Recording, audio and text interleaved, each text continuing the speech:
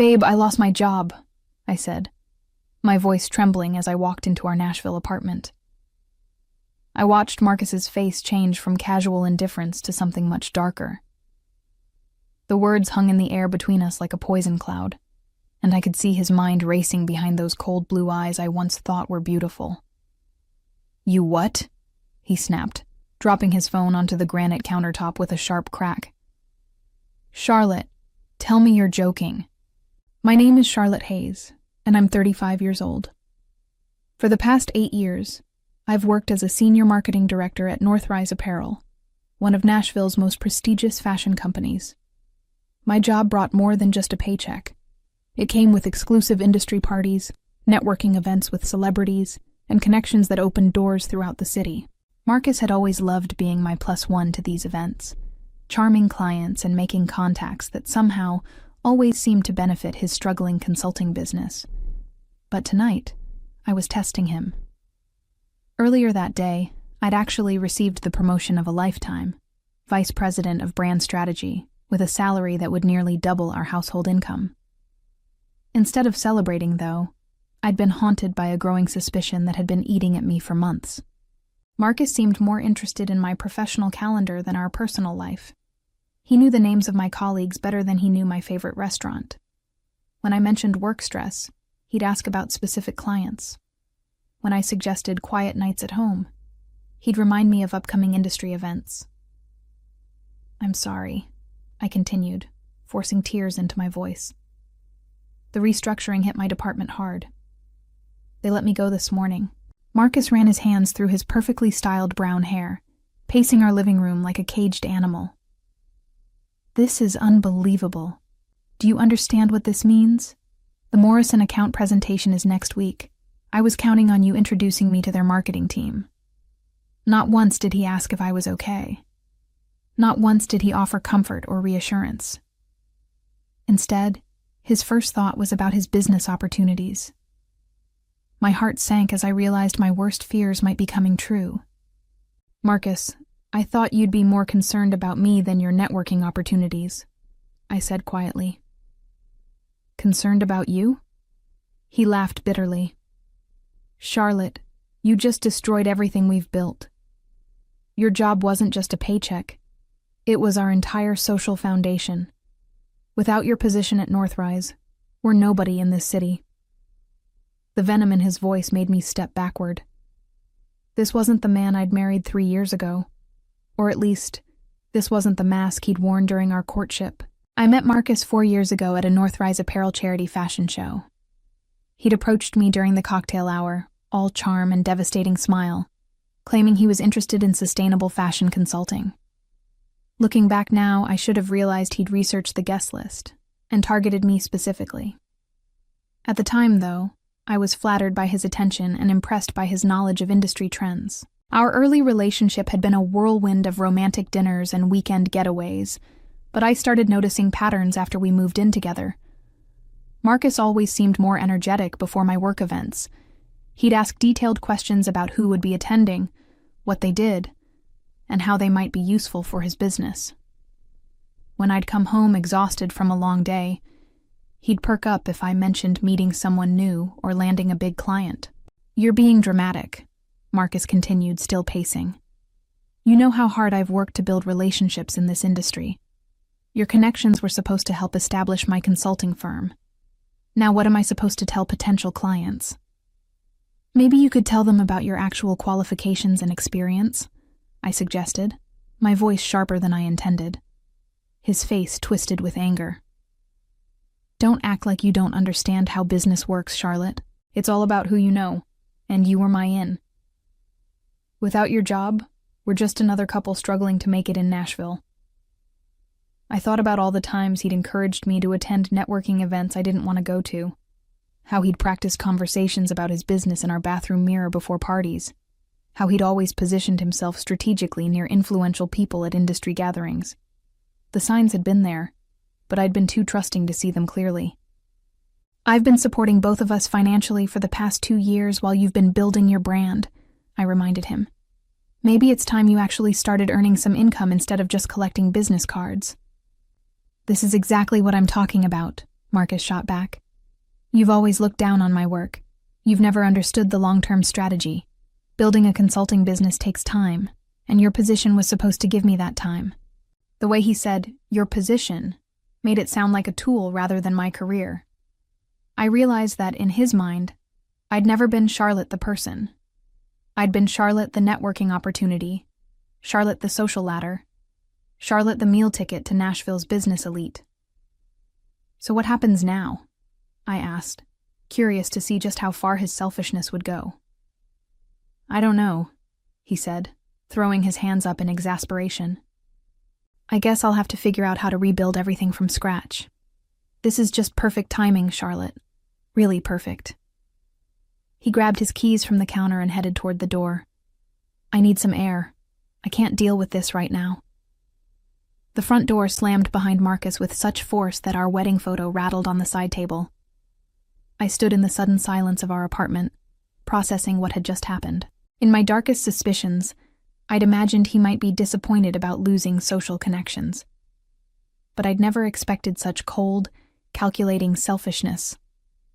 The man I'd married had just revealed himself as someone who saw me as nothing more than a professional accessory. I walked to our bedroom and opened my laptop, staring at the email from my boss that had arrived that morning. Congratulations on your promotion to Vice President of Brand Strategy, it read. Your leadership and vision have been instrumental to our company's success, and we're excited to see what you accomplish in this new role. The salary figure at the bottom of the email represented financial freedom I'd worked years to achieve, but now it felt hollow knowing my husband only valued me for what I could provide professionally. My phone buzzed with a text from my colleague Jasmine. Girl, I saw the announcement. Vice President before 36? You're killing it. Drinks tomorrow to celebrate? I stared at the message, realizing I couldn't share my joy with the person who was supposed to be my closest partner. Instead, Marcus was out somewhere, probably calling his sister Vanessa to complain about his useless wife who just lost her value to him. I thought back to our wedding day, when he'd promised to love me, for richer or poorer, in good times and bad. Those words felt like a cruel joke now. He'd loved me for my corporate credit card, my industry connections, and my ability to get him into exclusive events. Without those things, I was apparently just an obstacle to his ambitions. The apartment felt different now, like I was seeing it clearly for the first time. The expensive furniture we'd bought with my bonuses, the art we'd purchased at charity auctions I'd gotten us invited to, the designer clothes hanging in his closet that he wore to my work events, everything had been funded by my success, yet he acted like I owed him more. I made myself a cup of tea and sat on our balcony, looking out at the Nashville skyline.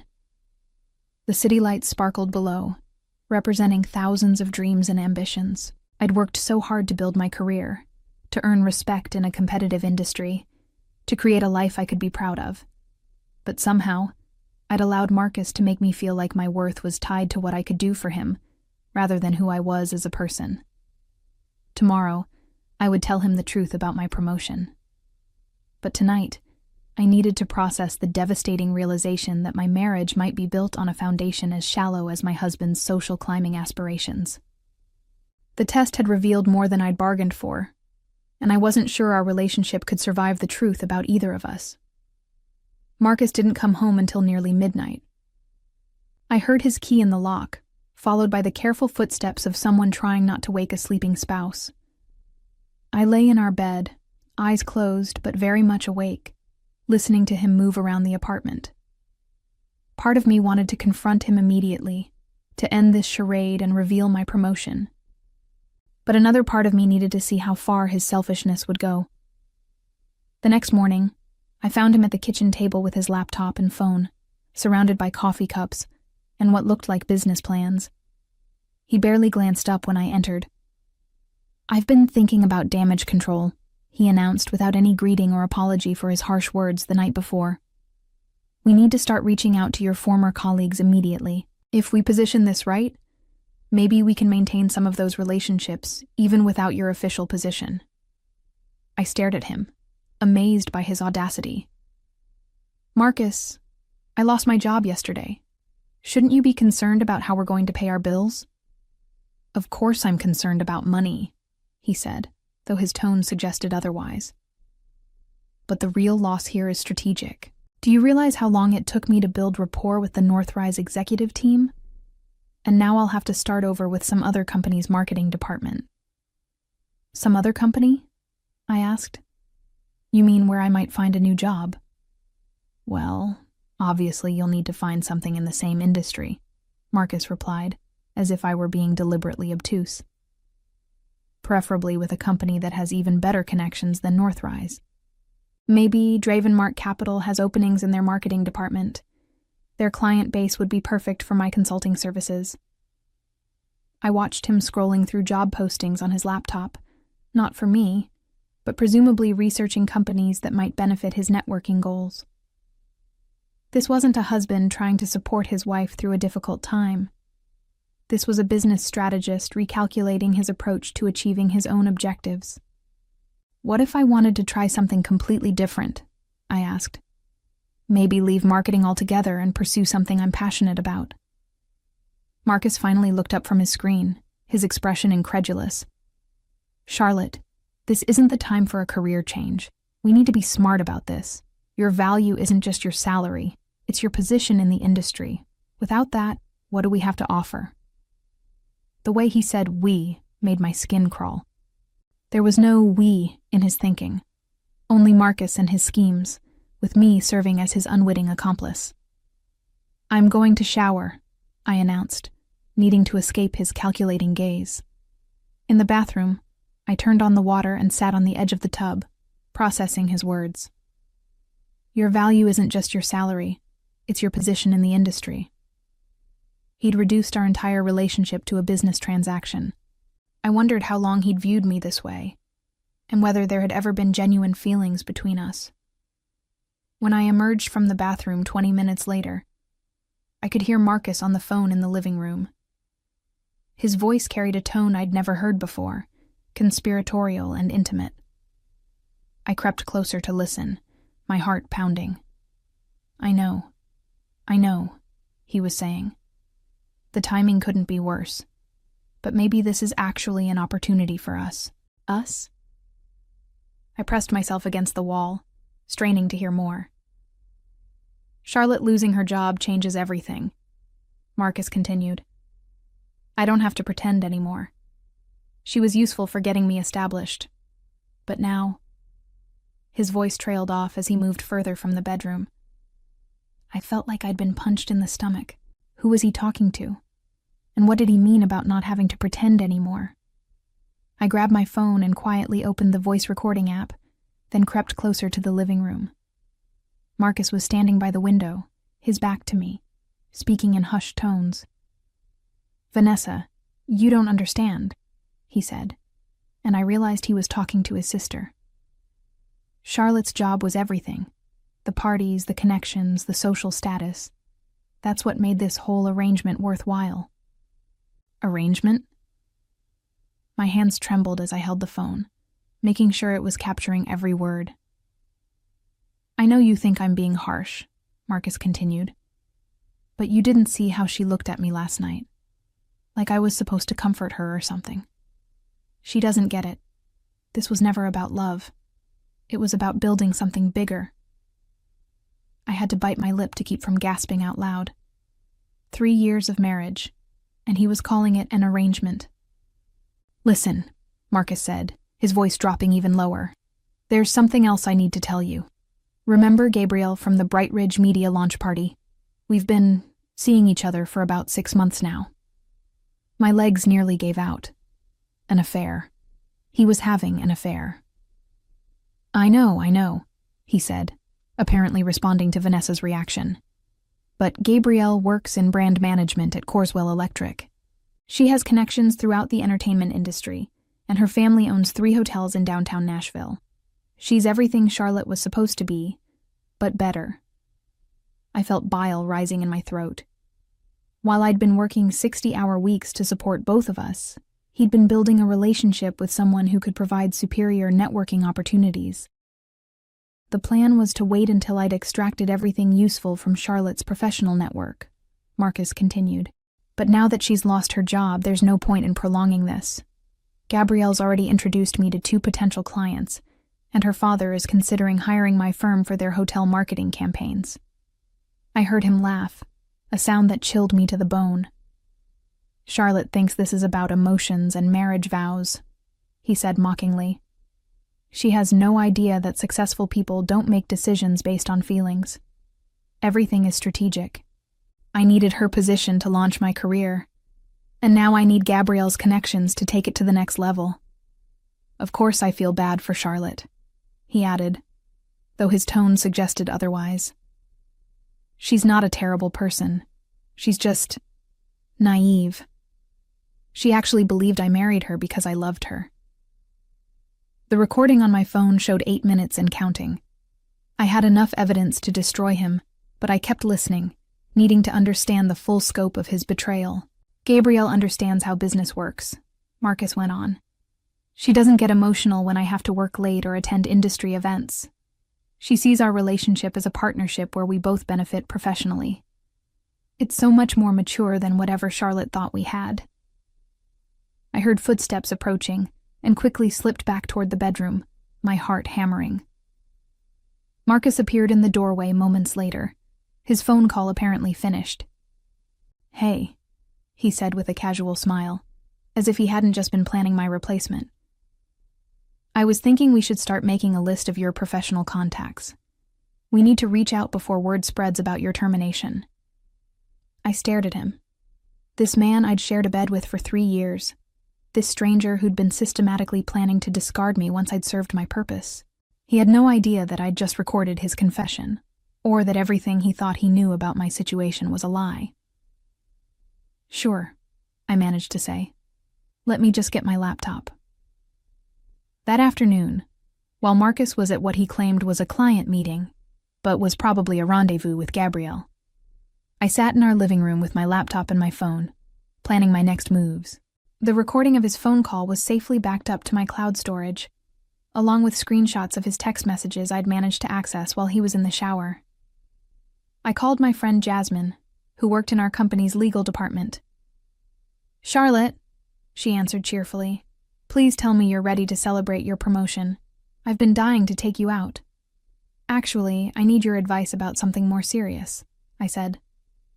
"Hypothetically, if someone discovered their spouse was having an affair and planning to leave them for financial reasons, what would be the best way to protect themselves legally?" There was a pause. "Charlotte, please tell me this is actually hypothetical."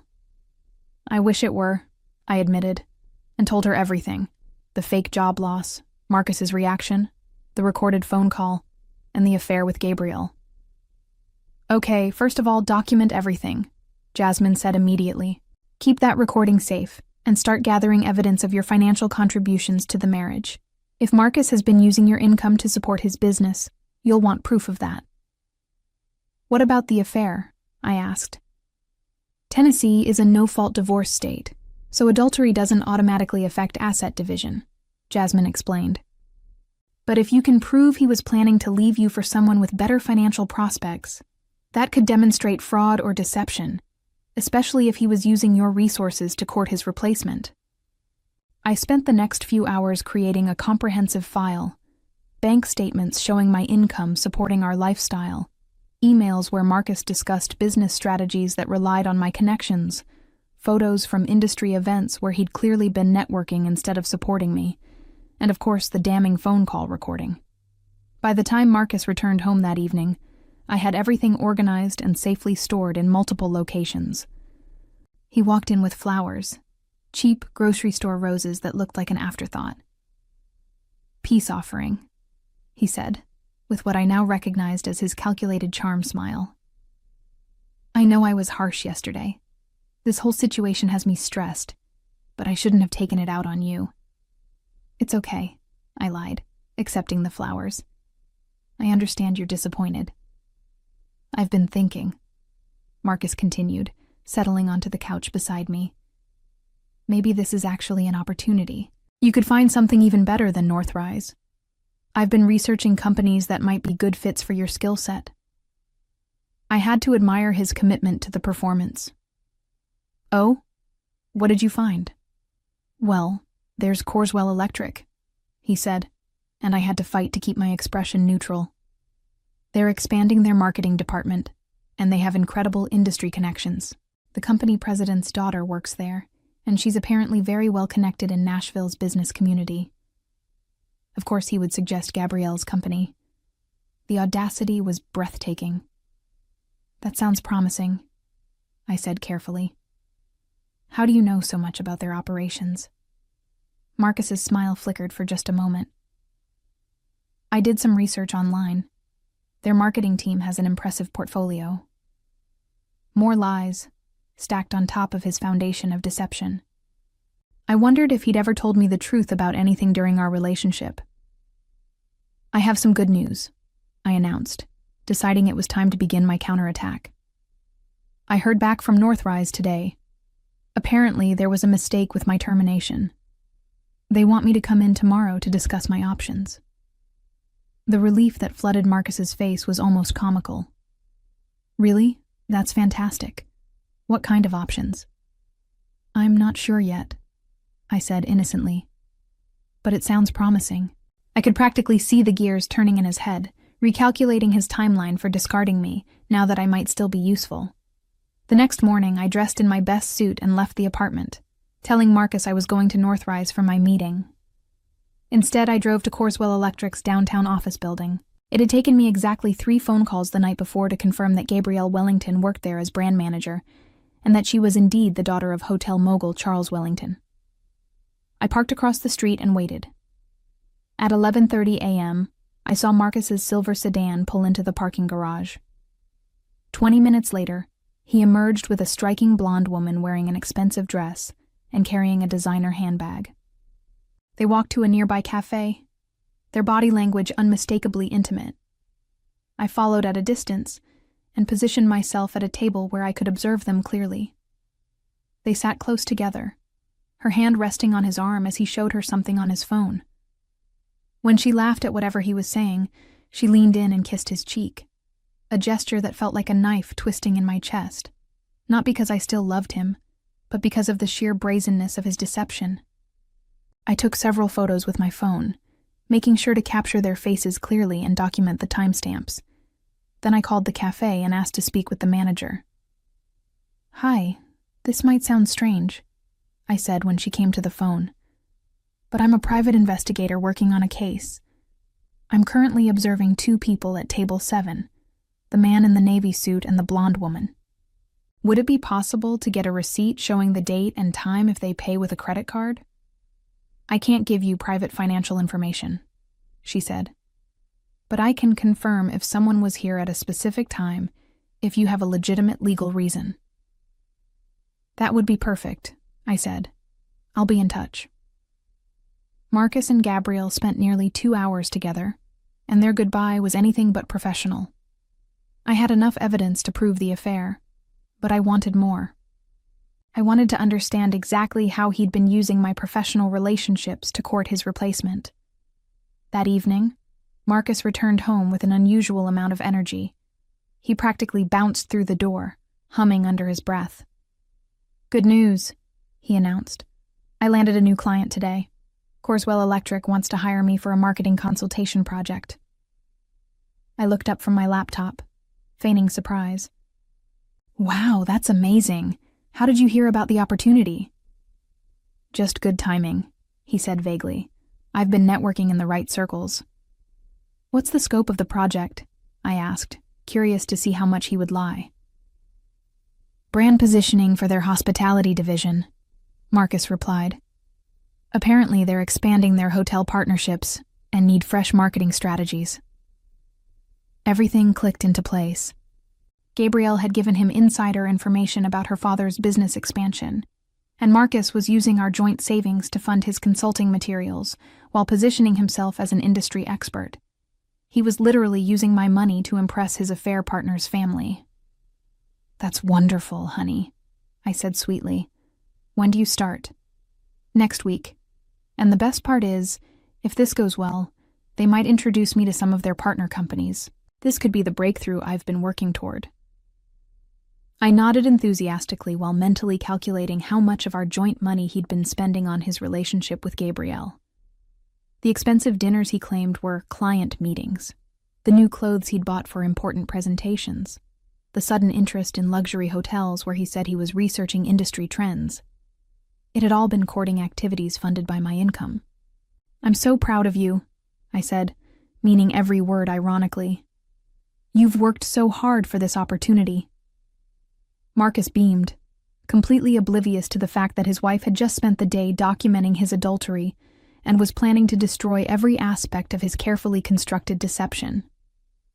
"Tomorrow, I tell him about my promotion," I said to myself after he went to bed. And then the real fun begins. Within 6 months, Marcus's entire scheme had collapsed spectacularly. When I revealed his affair and manipulative behavior to our professional network, word spread quickly through Nashville's tight-knit business community. Corswell Electric terminated his consulting contract immediately after Gabrielle's father learned about the relationship, and several other potential clients withdrew their interest once they discovered how he'd been exploiting personal relationships for business gain. His reputation as an opportunistic social climber made him virtually unemployable in the industry he'd tried so hard to infiltrate. Gabrielle, faced with the embarrassment of her father's disappointment and the revelation of Marcus's calculated approach to their relationship, ended their affair and transferred to her family's hotel operations in Atlanta. Marcus, left with no income, no prospects, and a network of burned bridges, was forced to move back in with his mother in Memphis while working at a call center to pay his bills. Meanwhile, my promotion to vice president had opened doors I'd never imagined, leading to speaking engagements, board positions, and genuine friendships with people who valued my expertise rather than my connections. As I stood in my new corner office, overlooking the Nashville skyline, I reflected on how testing Marcus had revealed not just his true nature, but my own strength and worth. Sometimes the most devastating betrayals become the greatest gifts, freeing us to discover who we really are when we stop trying to be what others need us to be.